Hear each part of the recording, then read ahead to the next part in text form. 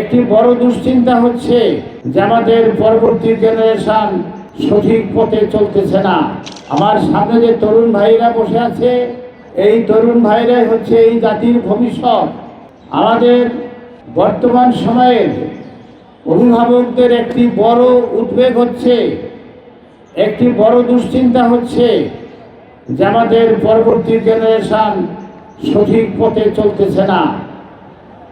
তাদের এই উদ্বেগ কিন্তু অমূলক নয়, কিন্তু এক্ষেত্রে ব্যতিক্রম হচ্ছে ইসলামিক ছাত্র শিবির।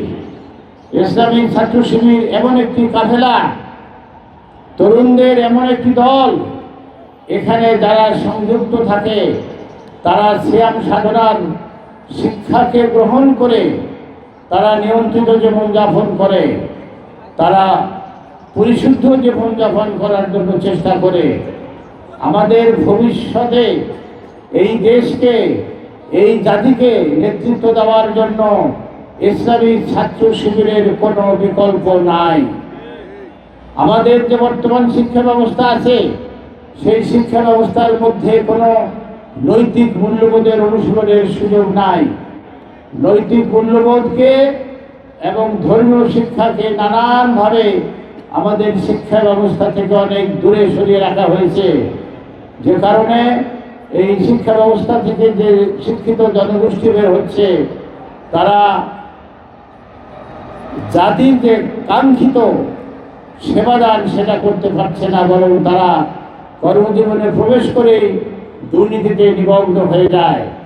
বাংলাদেশ ইসলামী ছাত্র শিবির যে নাগরিক তৈরি করছে, যে নেতৃত্ব তৈরি করছে, তারা ইতিমধ্যেই গোটা দেশব্যাপী জাতির সামনে তাদের সক্ষমতা প্রমাণ করেছে।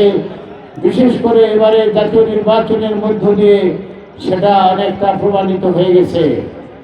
আমরা এই গত জাতীয় নির্বাচনে পরিপূর্ণ ফলাফল লাভ করতে পারিনি, কিন্তু আমরা যে ফল অর্জন করেছি আলহামদুলিল্লাহ, এটাই হয়তো আল্লাহর ফয়সালা।